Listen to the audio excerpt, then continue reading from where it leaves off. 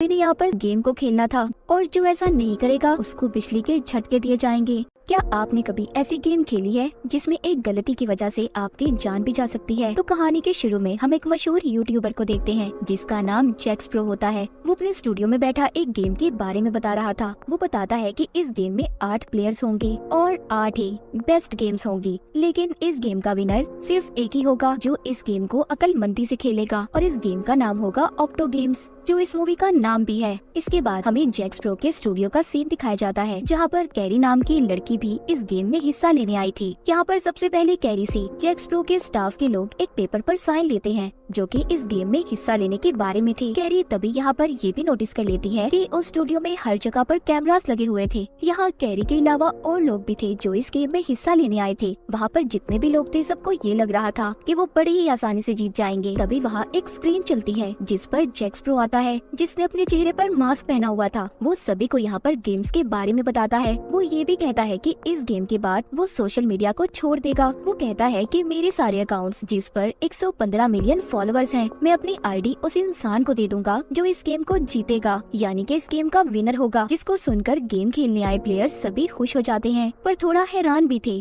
सब कुछ बताने के बाद जैक्स प्रो यहाँ पर सबको पहली गेम का नाम बताता है, साइमन सेज। वो कहता है कि जब साइमन सेज कहकर आप लोगों को कुछ भी करने का कहा जाए, आप लोगों को वैसा ही करना होगा। जैसा कि साइमन कहेगा जंप करो, कूदो, तो आप लोगों को कूदना होगा, और अगर इसके अलावा किसी ने कुछ भी किया तो इस गेम से निकाल दिए जाएंगे और बाकी के बच्चे लोग आगे इस गेम को खेलेंगे। इसी तरह से गेम आगे बढ़ती रहेगी और आखिर में एक विनर होगा। जिसके बाद वहाँ पर एक फॉक्समैन आता है जिसने लोमड़ी का ड्रेस पहना हुआ था। इसका काम हारने वाले प्लेयर्स को गेम से बाहर करने का था। उसको देखकर सब बहुत खुश थे। वहाँ पर स्टाफ का एक और आदमी जिसने लाल रंग के कपड़े और चेहरे पर मास्क पहना हुआ था, वो सीढ़ियों से ऊपर जाकर गन लेकर बैठ जाता है। अब गेम शुरू हो गई थी। यहाँ पर एक प्लेयर ने गलती कर दी थी। वो फॉक्समैन उसको अपने पास बुलाता है और बुरी तरह एक हथौड़ा लेकर उसे मार देता है। उस प्लेयर को मरता देख सभी डर गए थे। तभी एक लड़की वहाँ से भागने की कोशिश करती है, लेकिन यहाँ ऊपर बैठा आदमी उस पर भी गोली चलाकर उसे मार देता है। ऐसे ही वो बहुत से लोगों को मार देते हैं जो भागने की कोशिश कर रहे थे। ये सब देखकर वहाँ पर बचे हुए प्लेयर्स इस बात को समझ गए थे कि अगर उन्होंने इस गेम को ना खेला तो उन्हें भी अपनी जान से जाना होगा। इस गेम को दोबारा से खेलने का कहा जाता है। साइमन सबको एक टांग पर खड़े होने का कहता है, पर एक प्लेयर से गलती हो गई थी, उसका बैलेंस खराब हो जाता है। तभी एक स्टाफ का आदमी उस पर भी गोली चलाकर उसे मार देता है। जिसके बाद अगला काम ये था कि सबको कुछ वक्त के लिए अपना सांस रोकना होगा, पर यहाँ पर एक लड़की को उल्टी हो जाती है, मतलब वो अपना सांस रोक नहीं पा रही थी, इसीलिए उसे भी गोली चलाकर मार दिया जाता है। उस लड़की को देखकर वहाँ पर प्लेयर्स भागने की कोशिश करते हैं, लेकिन उन्हें भी वहाँ पर मार दिया जाता है। पहला राउंड खत्म हो गया था। बचे थे 8 प्लेयर्स जिनको जैक्स प्रो मुबारकबाद देता है और कहता है कि आप लोगों को इस गेम को खेलना होगा, और सभी को एक एक करके अपने बारे में बताने का कहता है। जिनमें से कैरी अपने बारे में बताती है कि वो एक सिंगर है, दूसरा प्लेयर एक वीडियो गेम स्ट्रीमर था, यानी कि वो बहुत सी लाइव वीडियो गेम्स खेला करता था, तीसरी प्लेयर एक कॉमेडियन होती है, जबकि चौथी एक कुक थी, और पांचवा प्लेयर अपना नाम स्टीवन बताता है, छठा प्लेयर एक बिजनेसमैन था, सातवीं जिम ट्रेनर, और आखिर में 8वीं प्लेयर जो कि कार्टून चैनल की होस्ट थी। इन सबके बाद जैक्स प्रो को एक आदमी उसे इस गेम की वीडियो देता है, जिसको लेकर वो अपने दोस्त के पास जाता है और उसे बताता है कि बहुत जल्दी हम यहाँ से भाग जाएंगे। दोबारा से हम स्टूडियो को देखते हैं। बचे हुए 8 प्लेयर्स को इस गेम को खेलने के लिए कपड़े दिए गए थे जिनको सभी पहन लेते हैं, पर सबके सब अब भी बहुत ज्यादा डरे हुए थे। सब यही सोच रहे थे कि आखिर इनके साथ होने क्या वाला है, ये जिंदा रहेंगे या पहले प्लेयर्स की तरह मारे जाएंगे। यहाँ पर कैरी के साथ कॉमेडियन और जिम ट्रेनर ने मिलकर अपनी एक टीम बना ली थी। उन्हें देख बिजनेसमैन भी स्टीवन के साथ अपनी टीम बना लेता है। जिसके बाद अब दूसरी गेम शुरू हो गई थी। इसमें जैक्स प्रो बताता है कि सबको एक नंबर दिया जाएगा और उसी नंबर के मुताबिक सब अपनी बारी का इंतजार करेंगे। उसके बाद जिसका नंबर होगा उसे जंप कूद कर आगे बढ़ना होगा। जब बोर्ड नीला होगा तब आप लोगों ने आगे जाना है और लाल रंग के आने पर रुक जाना होगा। अगर कोई लाल रंग के आने पर आगे बढ़ा या कूदा तो वो हार जाएगा। जैसे ही कोई भी एक प्लेयर इस गेम में हारेगा तो ये गेम यहीं पर खत्म हो जाएगी।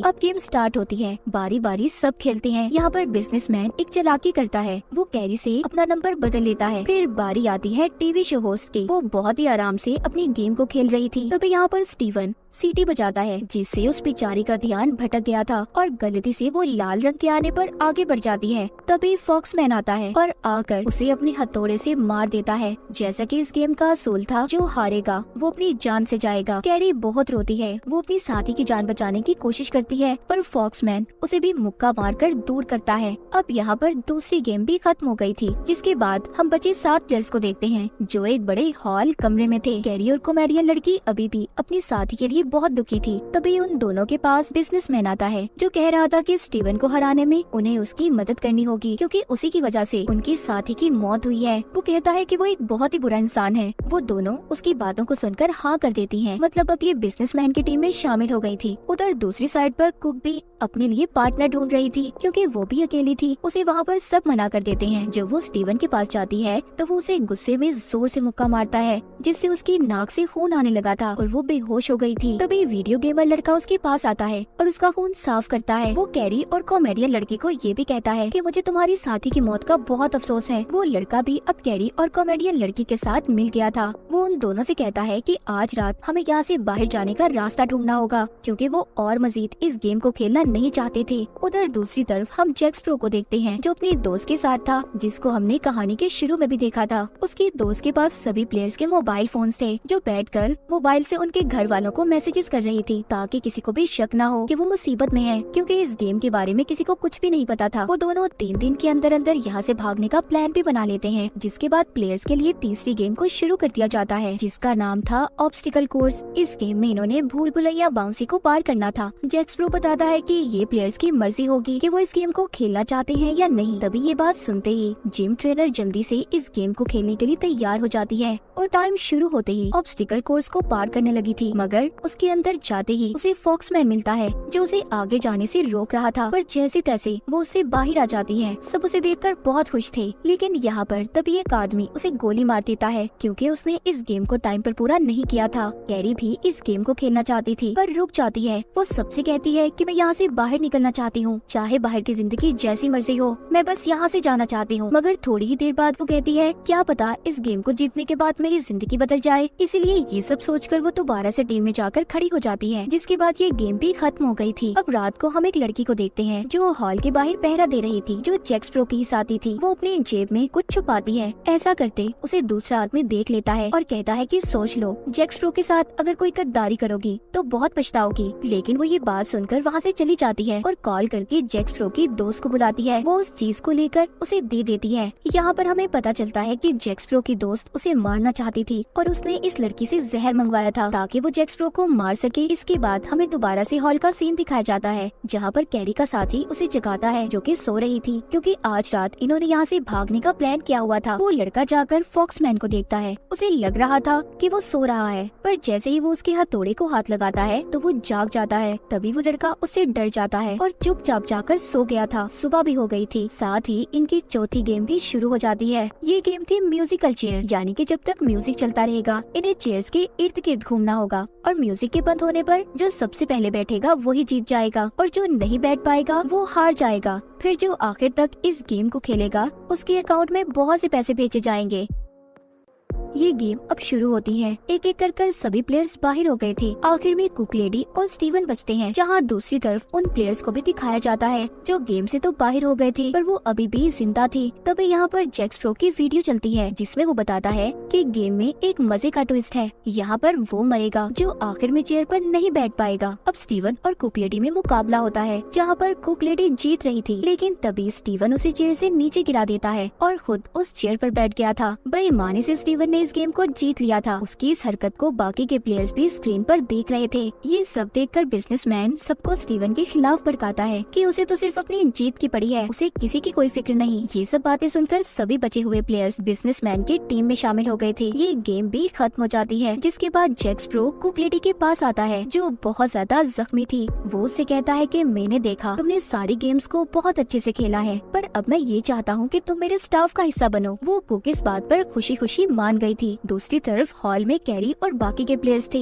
इन्होंने अब 5वीं गेम को खेलना था, जिसका नाम था हाइड एंड सी, यानी कि इन्हें इस घर में छुपना होगा और फॉक्समैन इन्हें ढूंढेगा। जैक स्प्रो बताता है कि जिसको सबसे पहले ढूंढ लिया गया वो मारा जाएगा। तभी जल्दी जल्दी सब छुप जाते हैं। फॉक्समैन एक कोने की तरफ जाने लगता है जहाँ पर कैरी छुपी हुई थी, पर तभी स्टीवन आवाज कर देता है, जिससे फॉक्समैन उसकी तरफ बढ़ता है, पर वो जल्दी से दूसरी तरफ जाकर छुप गया था, जहाँ पर बाकी के 2 प्लेयर्स भी छुपे हुए थे। तभी कैरी इस घर से बाहर जाने का रास्ता तलाश कर रही थी। उधर दूसरी तरफ स्टीवन और बिजनेसमैन मिलकर कॉमेडियन लड़की को धक्का देकर बाहर निकाल देते हैं। फॉक्समैन ने उसे देख लिया था और उसे पकड़कर मारने लगता है। आवाजें सुनकर कैरी अपनी दोस्त को बचाने जाती है, पर उसके पहुंचने से पहले फॉक्समैन ने कॉमेडियन लड़की का गला दबाकर उसे मार दिया था। ये देख कैरी बहुत रोती है। उसकी दोस्त की मौत के साथ ये गेम भी खत्म हो गई थी। कैरी अब बहुत ज्यादा दुखी थी। वो वहाँ पर स्टीवन पर चिल्लाती है और कहती है कि तुमने अच्छा नहीं किया। तभी हम दूसरी तरफ जैक स्प्रो को देखते हैं, जो कुक लेडी को अपने साथ स्टूडियो में ले गया था, जहाँ पर उसने उसी लड़की को बांध कर रखा हुआ था जिसने इसकी दोस्त को इसे मारने के लिए जहर दिया था। इसका मतलब ये था कि जैक स्प्रो को अपनी दोस्त की सच्चाई पता चल गई थी कि वो इसे मारना चाहती है। वो कुक लेडी से कहता है कि इस लड़की को देखो, तुम्हें इसे मारना है, इसने मेरे साथ गद्दारी की है, अगर तुम मेरी टीम में शामिल होना चाहती हो तो इसे मार दो। ये बात सुनते ही कुक लेडी पागलों की तरह उस लड़की पर हमला कर देती है और उसे भी मार देती है।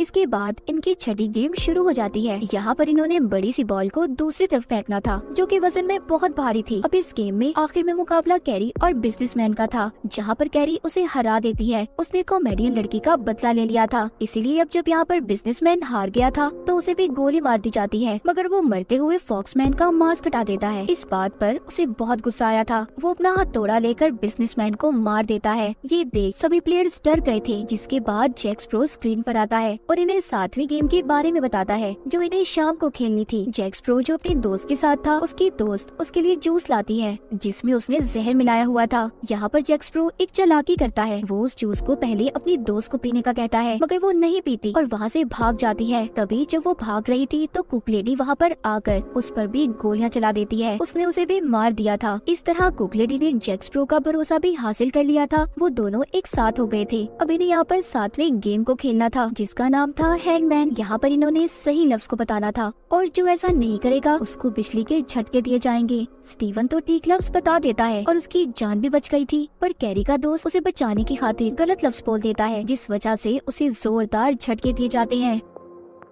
उन झटकों से उसकी भी मौत हो जाती है। उसने कैरी को बचाने की खातिर अपनी जान दे दी थी। वो ये सब देखकर बहुत रोती है। गेम में बचे थे अब स्टीवन और कैरी। यहाँ पर वो स्टीवन से कहती है कि तुम ही सबकी मौत के जिम्मेदार हो, तुम्हारी वजह से ही सब मरे हैं, तुम एक बहुत ही बुरे इंसान हो जो सिर्फ अपने बारे में सोचता है। यहाँ पर स्टीवन कैरी से कहता है, तुम चाहे जो मर्जी कहो, पर कल तो मैं ही जीतूंगा। अब अगला दिन भी आ जाता है। इन्हें यहाँ पर आखिरी गेम को खेलना था, जिसके असूल ये थे कि प्लेयर्स को मैदान में लगे झंडे को 3 मिनट के लिए पकड़ना होगा। जैक स्प्रो दोनों को ये भी बता देता है कि ये फाइनल और आखिरी गेम है, जिसके बाद मैं इस सारी गेम को अपने अकाउंट पर अपलोड कर दूंगा और मैं यहाँ से हमेशा के लिए चला जाऊंगा। गेम के शुरू होते ही कैरी और स्टीवन दोनों एक साथ लाल झंडे को पकड़ लेते हैं। तभी जोर लगाकर स्टीवन उस झंडे को अपनी तरफ खींचता है, जिससे कैरी जमीन पर गिर गई थी। पर जैसे ही कैरी को एक और झंडा नजर आता है जो कि काले रंग का था, वो उसकी तरफ भागती है और उसे ले लेती है, जो बिल्कुल सही झंडा था। तभी कुक लेडी स्टीवन को गोली चलाकर मार देती है, क्योंकि वो हार चुका था। कुक लेडी ने स्टीवन से अपना बदला भी ले लिया था। जैक स्प्रो स्क्रीन पर आकर कैरी को